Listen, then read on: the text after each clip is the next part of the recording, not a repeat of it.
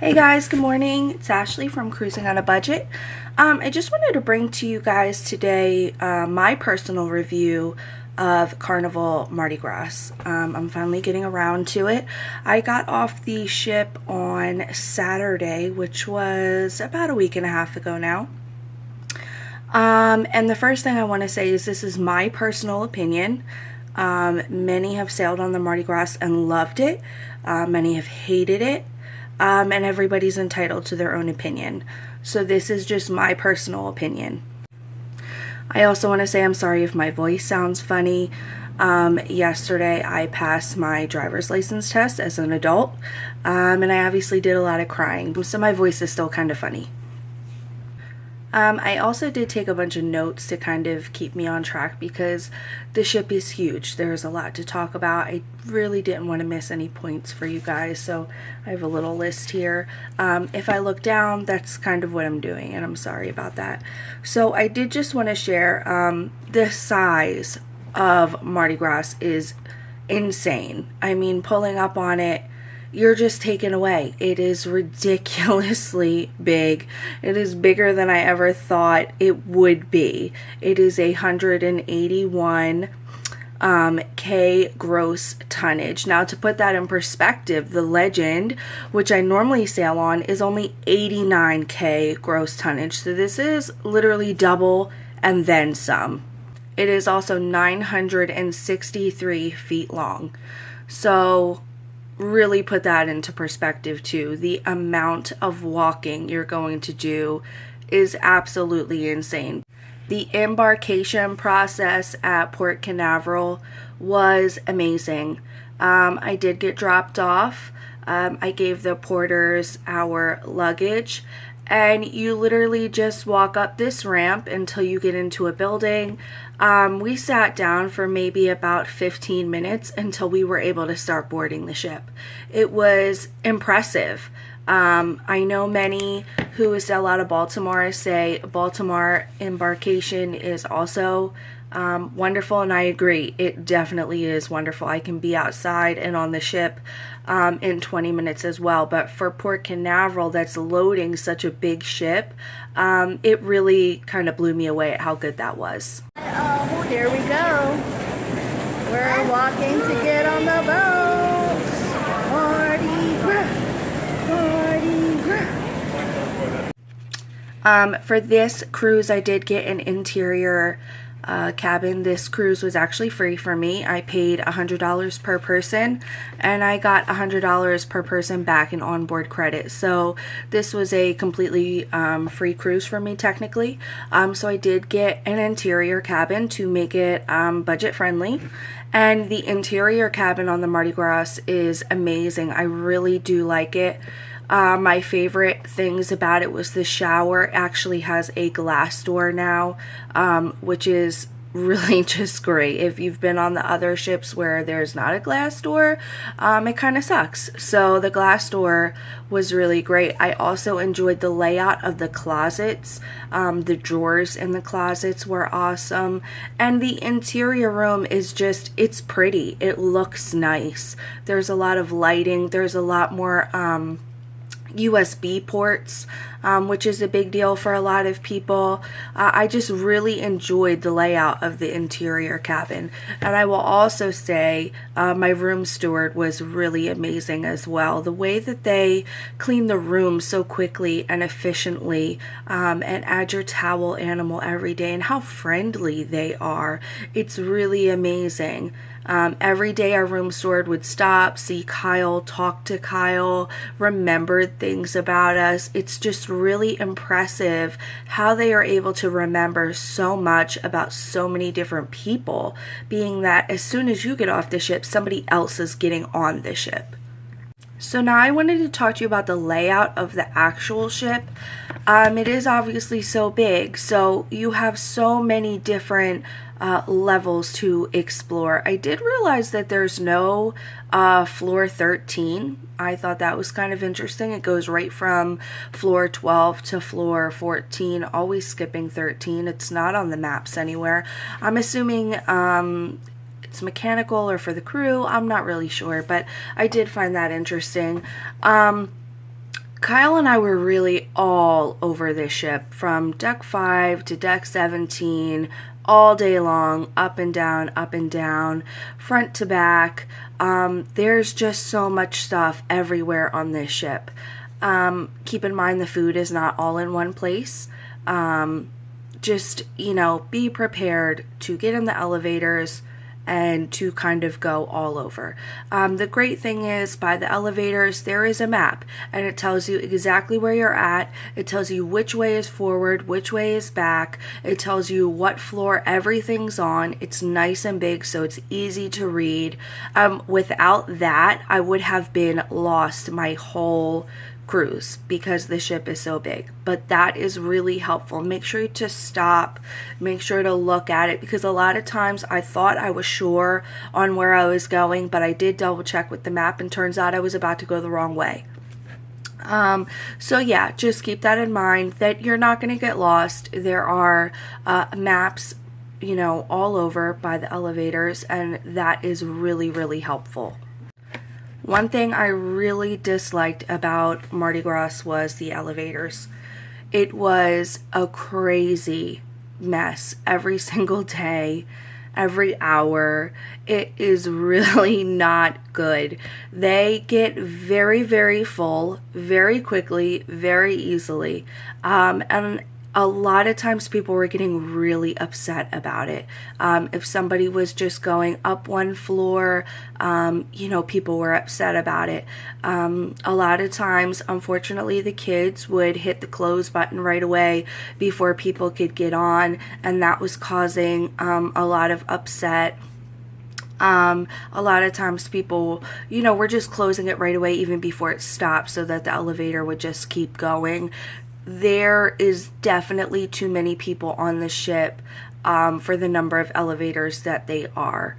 And obviously that's not anything that we can do. So I really just tried to have patience with it, because what can really be done? They can't install new elevators to make, our trip smoother and faster, right? So a lot of people just had to be patient and just wait.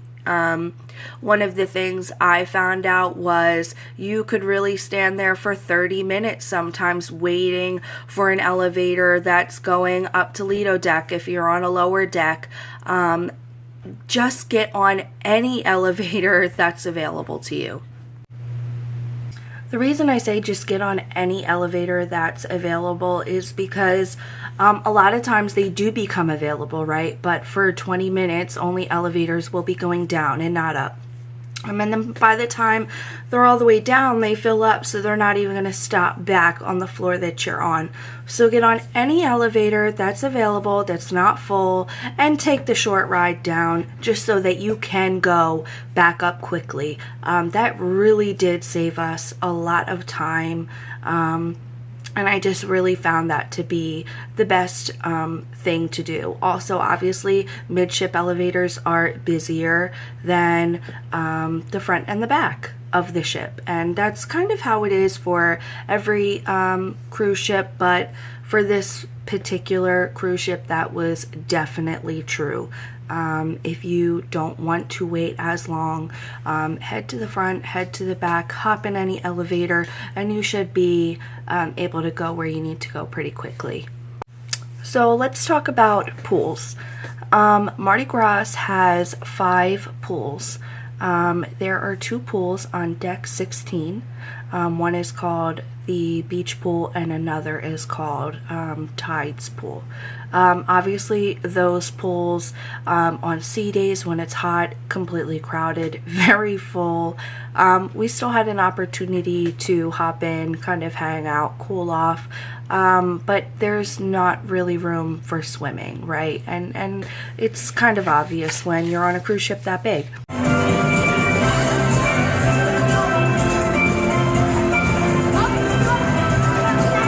There is also Havana pool on deck 8, but in order to use that pool you have to have a Havana room.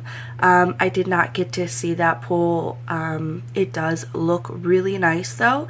The Havana rooms itself looked really beautiful.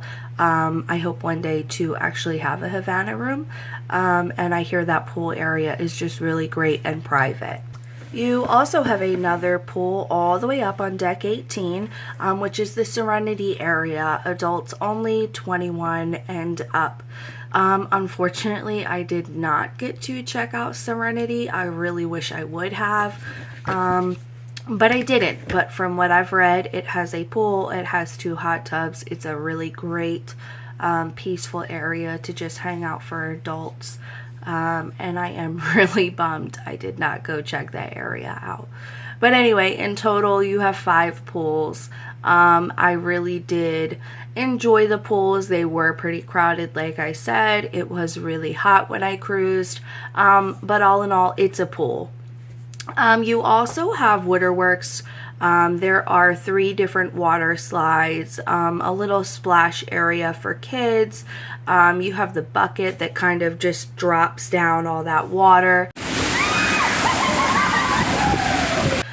We really enjoyed that area as well. Instead of just kind of sitting in a pool and hanging out, we were able to kind of just go run around that area, which was nice. And it's right by mini golf too. The ropes course is right there. There's kind of a lot to do up there, so it's just a good area to hang out for the afternoon when you get hot. Go, you know, jump on a water slide and then go do something else. It's just a good area up there.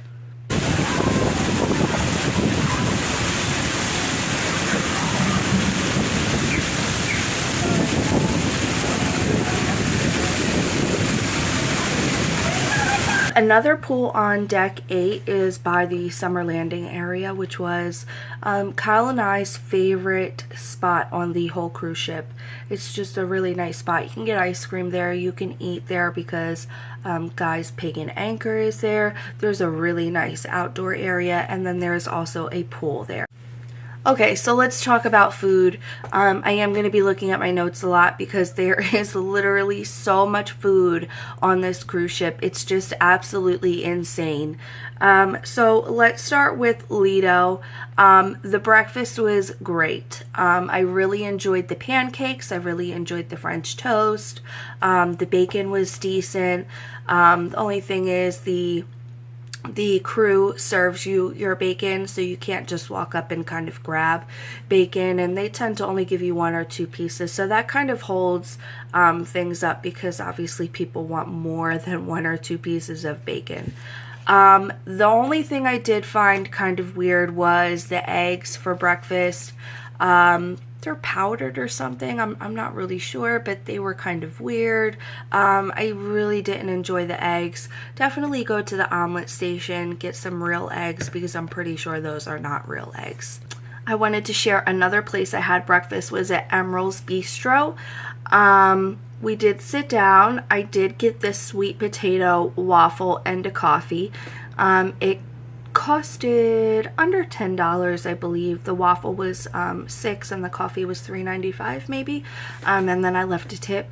But the sweet potato waffle was excellent. I really did enjoy it. I thought it was really worth the $6. So at lunchtime, I really did enjoy the Lido buffet as well. They normally always have one type of pasta dish for you to choose from, and I always enjoyed that pasta dish. It was always very good. I'm a big pasta eater. Unfortunately, I like a lot of carbs, so that was my go-to every day for lunch.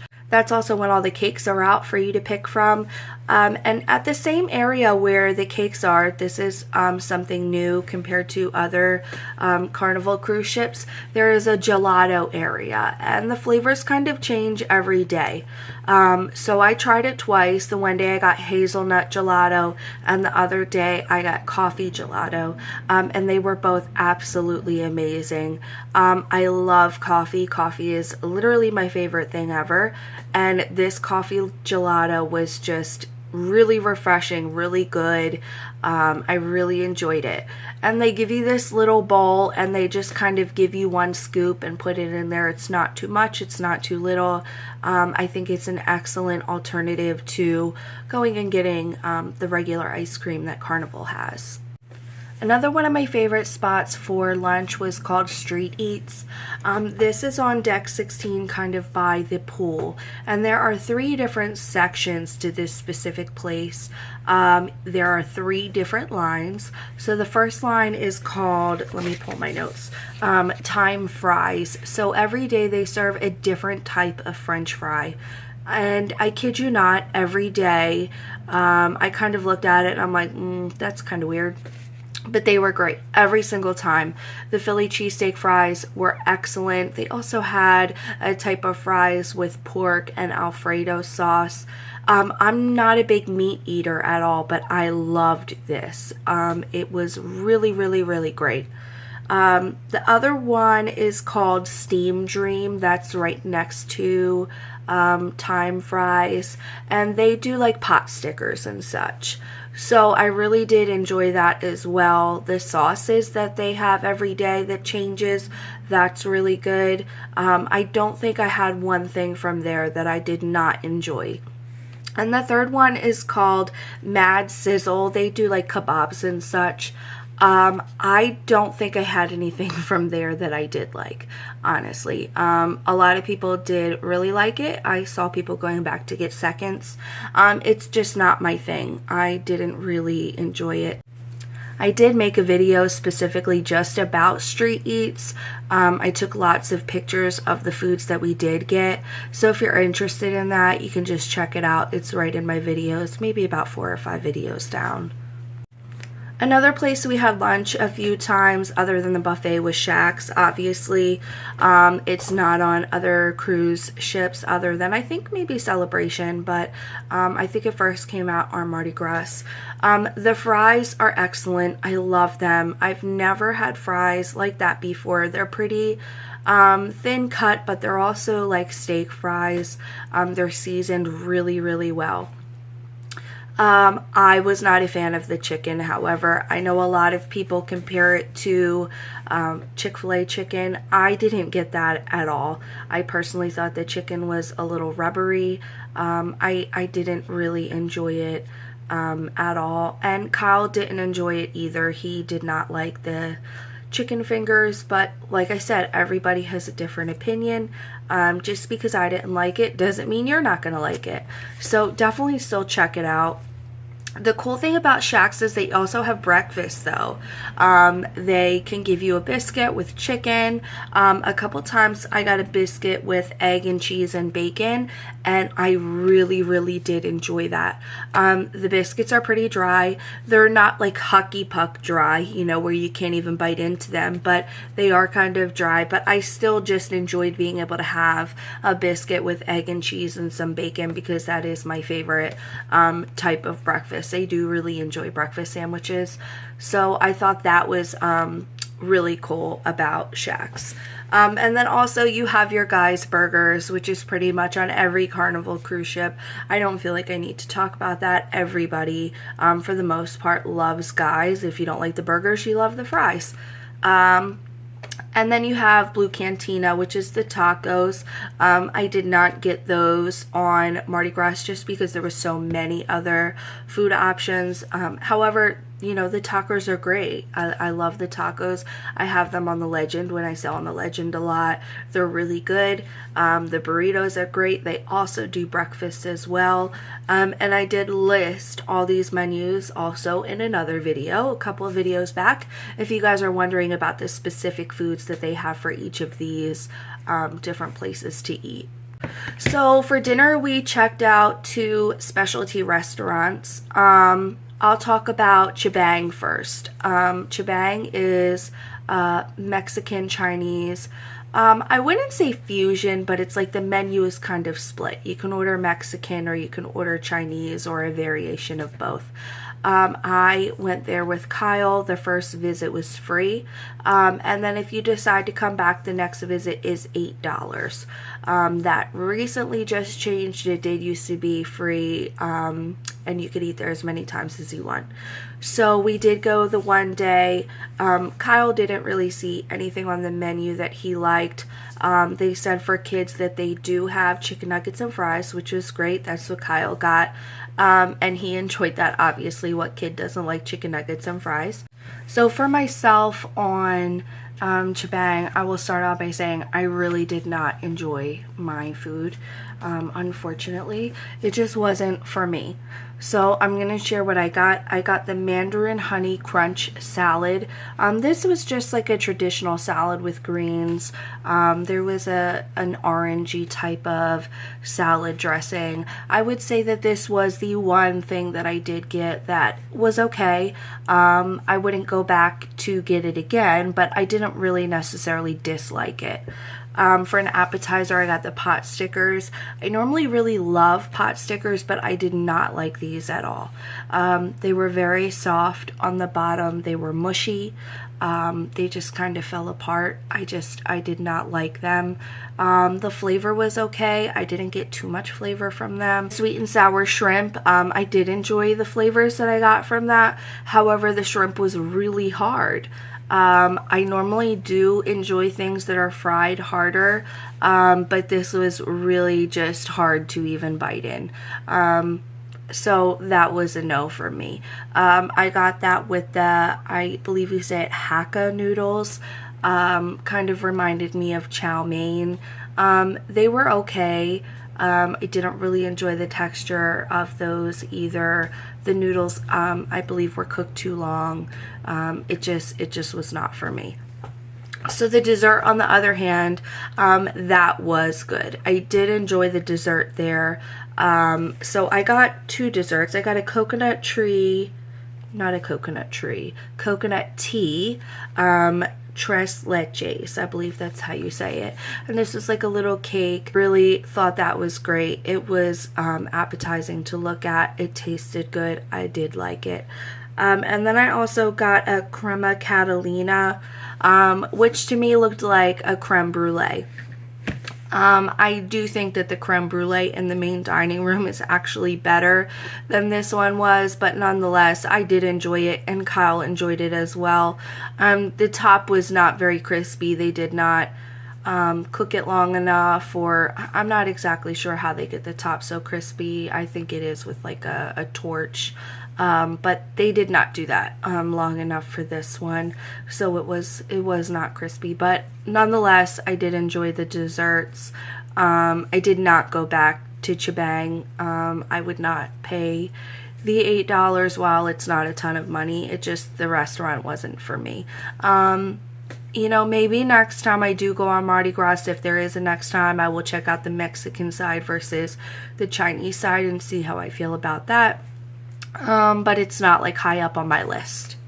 So 4 nights that we were on the Mardi Gras, we ate at Cucina del Capitano, which is the Italian restaurant on board, and I cannot rave enough about this restaurant.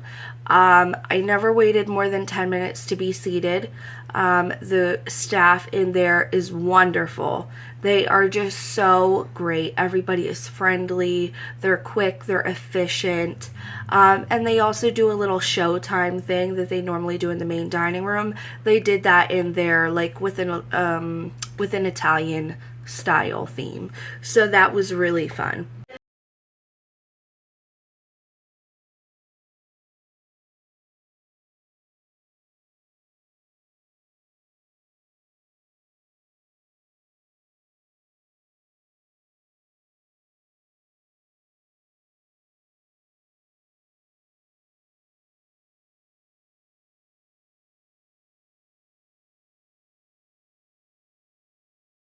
Time we ate there, we kind of got the same thing because we really liked what we got. So Kyle would get the meatball, which is in the appetizer section, and he loves this meatball. It was pretty big. It has sauce. It has some cheese. It was great. And honestly, it filled him up. After he had a piece of bread and the meatball, he was good. I always skipped appetizer. I think I did have minestrone soup one night. That was pretty good. But the highlight of the restaurant for me was this pistachio pasta dish that they have. It says it's like with olive oil and things of that sort, but it's not. It is pasta with which seems like Alfredo sauce. It is a cream sauce. I didn't see any olive oil in there. But it's like a pasta with Alfredo sauce, like I said, and then there's some bacon mixed in there, which is great. If the bacon's on top, the bacon's crispy, it's good. But if it's kind of wrapped in, it gets kind of soggy, and I just kind of push it out the way. But the reason this dish was so good was because they chop up pistachios and kind of mix it in there. And if you like pistachios like I do, you're gonna love this dish. I've never had anything like it before. The nuttiness in this dish with the Alfredo sauce is just, it's perfection. It is really, really good. I could not wait to go back here almost every night just to get this dish. And then for dessert, we got the apple crostata a lot, which is pretty much just like an apple pie, but it was really, really good. It comes with ice cream. I really enjoyed it. I wish this restaurant was on every single ship because I think it is such a good restaurant. I did get the chicken parm as well one night with my pasta. I wasn't a huge fan of this, but like I said, I don't really like meat. You know, meat is not my favorite thing, so I'm very, very picky about my meat. When I eat chicken parm, I like it to be really thin. I like it to be fried a little bit harder. While this chicken was still thin, it wasn't thin enough for me, and it definitely wasn't fried hard.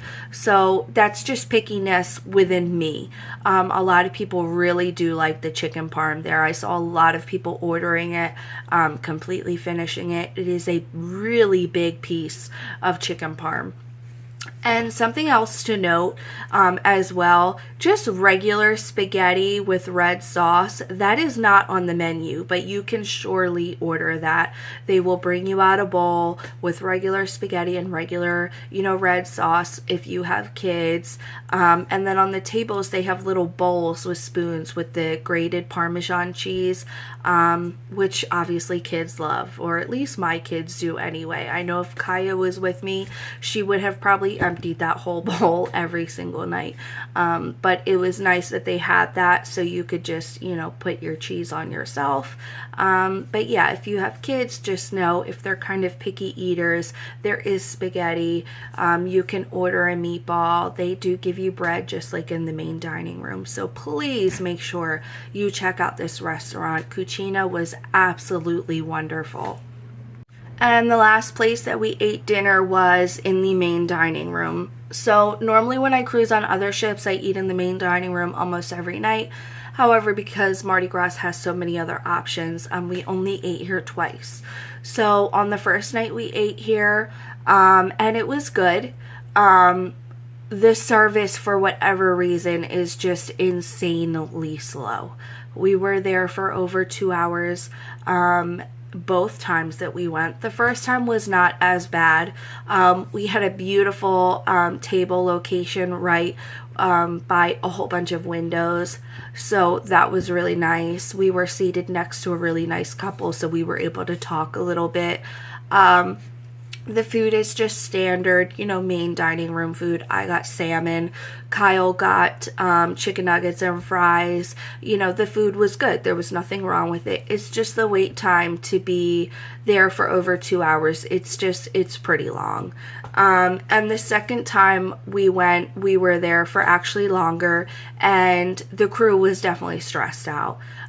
You can tell they are just overwhelmed. I don't know if it's a problem with not enough staff, or maybe it's just too many people, for one area. but they were overwhelmed, and it was quite a while. So we just sat, we were patient, we waited for our food. I ended up not getting dessert because at that point we just wanted to head out. But just, you know, keep that in mind, that, you know, the wait might be long in the main dining room if that's where you choose to eat. But I really do feel like the crew is definitely doing their best. I think it's just a lot of people to feed at one time. So just be aware of the wait times. Try your best to be patient, and you know, you're on vacation. On the last night that we were on the Mardi Gras, we decided to go to Summer Landing area because, you know, everybody probably knows Kyle was doing an ice cream challenge to see if he could reach a goal of 50 ice creams on this cruise. Originally it was 500, then he dropped it to 100, and then he dropped it to 50. So spoiler alert, he did make it. I made a video about that. But we went to Pig and Anchor. I believe that was the same night that we went to Chibang. So I was still kind of hungry because, like I said, I really didn't enjoy my meal that much. I did not know that at Pig and Anchor at the evening time, it's actually like a sit-down restaurant. They have a whole menu. I got salmon. You can pick some sides. They have baked beans. They have mac and cheese. They have onion rings. They have collard greens. There's a whole bunch of different stuff.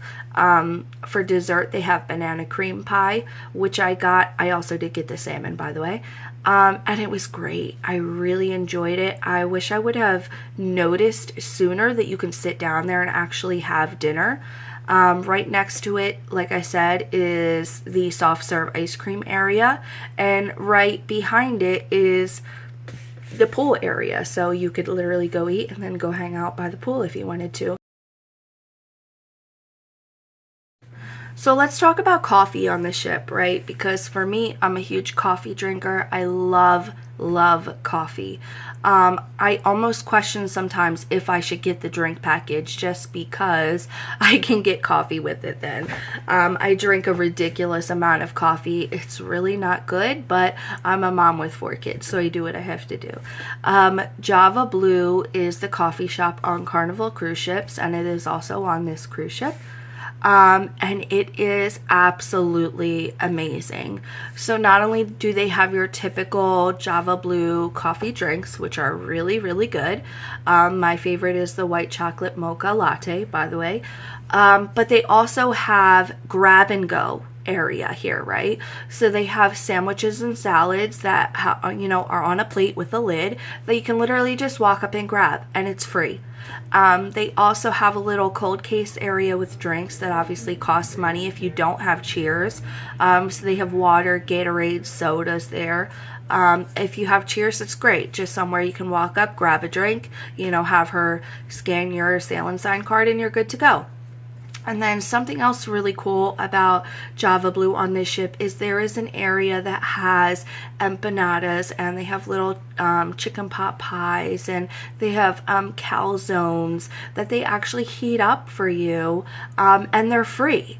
So if you're looking for another option for lunch, or maybe you just want a small bite to eat with your coffee, definitely grab one of those. I had the chicken pot pie, which is not a traditional chicken pot pie, but it was still good nonetheless.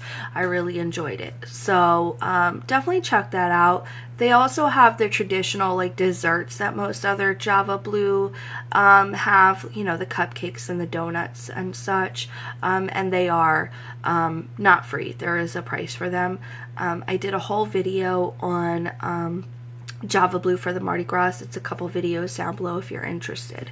And then also kind of to the right of Java Blue, but still in the area, there's also a seating area, but still in that area is a section where you can get your free drinks. So there's the free coffee there, the iced tea, the lemonade, and the water. So keep that in mind. And right in front of Java Blue is center stage. So you can always grab your coffee, grab a little snack, and then if you're planning on going to one of the shows, it's right there. So it's really, I do think that that coffee shop is in the perfect location for this ship. Lido food for dinner was also decent in my opinion. They did have pasta, they did have mashed potatoes. I believe it rotated out, but every time I went up there, they did have that. I don't think I had dinner on Lido more than maybe once, but we did look around every day and it did look pretty decent.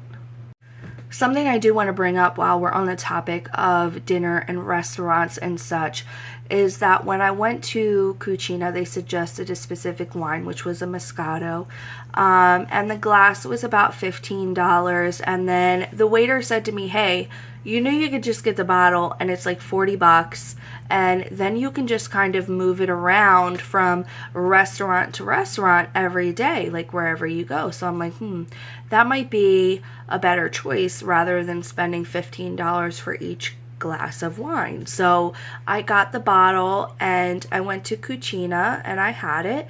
And then the next day I went to the main dining room and I told them, hey, I have this bottle of wine. It's at Cucina. I would like to have it. And they seemed kind of confused about that. It did take quite a while for them to kind of locate the bottle of wine and bring it to me. But they did. Nonetheless, they found it. I was able to enjoy my wine. And then when I was leaving, I asked them, hey, can I save the rest of this like for tomorrow? And they said, yeah. They wrote down on the bottle my room number. And then when I went back to Cucina, they again had a hard time finding it. So I don't know if it was just my luck or if maybe just this is not a good idea. I was kind of wondering when they did tell me about it, like, geez, that sounds kind of complicated. It sounds like a lot of work to kind of hunt down a bottle of wine, but I thought maybe they have a good system and a lot of people do that. That was not the case. So I would definitely avoid doing that because I did feel really bad about it. And not to mention it took quite a while for me to get my wine. Like, I didn't get it usually until my food had already arrived. So let's talk about all the different activities that are on Mardi Gras. There are a lot of them. You can always look on your Hub app and find something to do, whether it be trivia, whether it be karaoke. There's comedy shows. Oh my gosh, there are so many comedy shows. And it's not only at nighttime either. So make sure you check your Hub app for that. There's just a ridiculous amount of things to do. You will not be bored, I promise you. The one thing I did want to point out though, if you have kids, the arcade was really lacking. It was a complete nightmare. The first day we got there, it was telling me my card was declined and the machines were going offline. The next day it ended up charging us even though we weren't able to play. So then at that point, you know, you think to go to guest services and let them know, like, hey, look, you guys charged me this money. The arcade wasn't even working. Well, they tell you, okay, well, you have to go to the casino because they're in charge of that. So you go to the casino and they tell you they'll look into it and then refund you if, you know, you're due for a refund, which they did. And then we went to the arcade a couple days later. And the same thing was happening, except this time it was telling me that there was something wrong with my account. So I thought, okay, let me go to guest services, find out what's wrong with my account. Nothing was wrong with my account. They were just still having issues in the arcade. None of the machines were working. But every time somebody was trying to swipe their card, it was still charging them. But the charges would take a couple hours to show up. So my whole issue was I don't understand why they did not just put a sign up and close the arcade, because I know I personally was not the only one that this happened to. I did end up having to go down to guest services again, go to the casino. The casino told me to go back to guest services, which I did. Then guest services actually had to come to the arcade with me, check it out. It was just an insane amount of walking, honestly, because I was going from the arcade to guest services to the casino to the guest services back to the arcade. It was just really a lot. It was a big hassle. It wasn't worth it. So if you do take your kids into the casino, I mean, not the casino, the arcade. Just make sure that the machines are working. Don't keep sliding your card at different machines hoping it's going to work. If you even see one machine's offline, I probably wouldn't play at all. They said, the casino told me that if the weather is bad, that the machines just don't work right. So just keep that in mind. We ended up not playing in the arcade at all because it was just a hassle enough to get my money back for games that we weren't even able to play to begin with. With that being said, I will say that guest services was amazing. Every time I had to go to guest services, they were very friendly, they were very helpful, they were very knowledgeable. We never encountered long lines at guest services at all. I know many people say that, you know, the lines at guest services are insane. I did not experience that at all. I did not wait more than 10 minutes every time I went to guest services. And in order to go to Summer Landing, you have to walk past guest services. So we did that a lot, considering Kyle was getting ice cream nonstop throughout the trip. And we never really saw long lines then either. So, you know, just keep that in mind. The lines are not as bad as everybody says they are. Our wait was not long. Of course, if you're gold, platinum, or if you have faster to the fun, you do have a different line. So your wait time then is pretty much nothing. But for everybody else, the lines were really not that bad. Do not be scared to have to go to guest services. One of the downfalls of Mardi Gras for me, unfortunately, was the shows. I know a lot of people really love the shows on Mardi Gras, and I'm sure I would have too. However, I could never find a seat, and eventually I just gave up. I know some people were getting there an hour early to sit down to find a seat. I did not want to do that, honestly. I do not want to, you know, stop having fun with my son to go find a seat and sit there for an hour and 15 minutes to see a show. Not to mention, I mean, with a child that's, you know, not to say Kyle is impatient, because he's really not. He is a very patient child, but that's not fun for him to be like, hey, let's get out of the pool and go sit here for an hour so we can go see the show. I know for the theater, the shows, about 20 minutes prior to the show starting, the line to get into the theater was so backed up. It goes all the way into the middle of the casino. So if you are a person that enjoys the shows, please take warning. Please arrive early so you can get a seat. The center stage shows, that was a little easier to watch. However, again, it's very hard to find seating. There are many places to stand and see the show, which is nice, but as far as getting a seat there, you still have to arrive really early. When we cruised, we played Deal or No Deal, and we bought our tickets and literally could not find anywhere to sit for that either. So Kyle and I ended up sitting on the floor. We did look around and ask a couple people if, you know, their specific chair was being used, because I was just going to grab 2 chairs, and a lot of people were telling me yes, so I kind of just gave up. However, there were a couple chairs around me that other people were able to get. But when there's so many people in a crowded space like that, I ended up not wanting to bother anymore. So even if you want to play Deal or No Deal, you really do need to get there earlier. I got there about 15-20 minutes early, and like I said, we ended up sitting on the floor. That is a pretty small space for the events that go on there and the amount of people on the ship. So just keep that in mind. The one show that we did get to go to, which was in the theater, was Family Feud. And unfortunately, I have no photos or videos of that, only because they specifically ask you not to. But that was the highlight of our cruise. Kendall Fire is insanely funny. She is so funny. She is an excellent cruise director. If you're the type of person who's like, I don't really, care if I have a good cruise director or not. I don't even really notice them. You will notice Kendall Fire, and she will make your cruising experience better. She is just absolutely hilarious, and her Family Feud was absolutely hilarious. I was literally crying with laughter. It was so good. Kyle really enjoyed it. Something to keep in mind though, if you have kids that you're bringing to Family Feud and they like to blurt things out with excitement like my Kyle does, this might not be the best thing for them. You're not allowed to blurt out answers, obviously, and Kyle would get so excited sometimes he would catch himself almost blurting it out. So keep that in mind. I thought that was funny. He was always so scared and going like this. So yeah. Now I want to share a little bit about the casino. The casino on Mardi Gras is really big.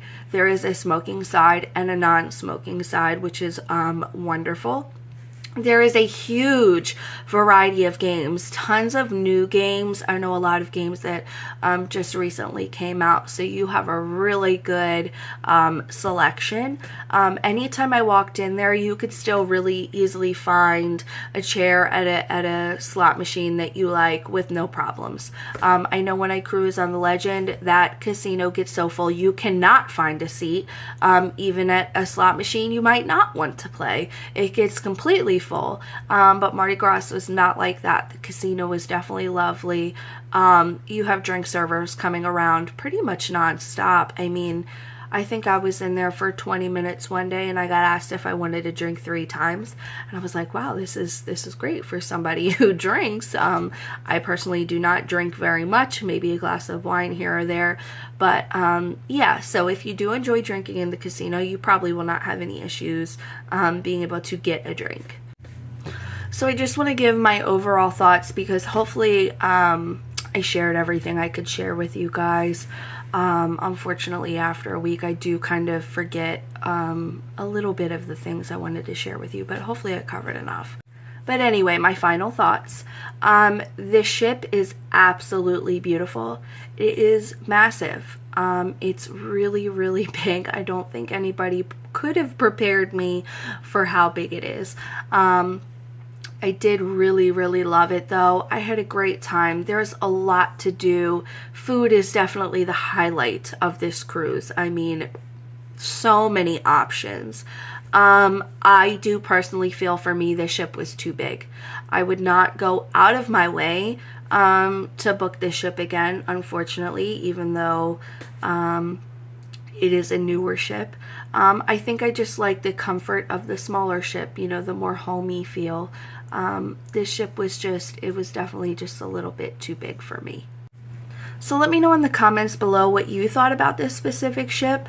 Like I said, I know everybody has different views. I know a lot of people really just love the bigger ships, and many just don't. They prefer smaller ships, or maybe they prefer mid-size ships. I think I'm personally gonna like the mid-size ship, like the Magic that I go on in June.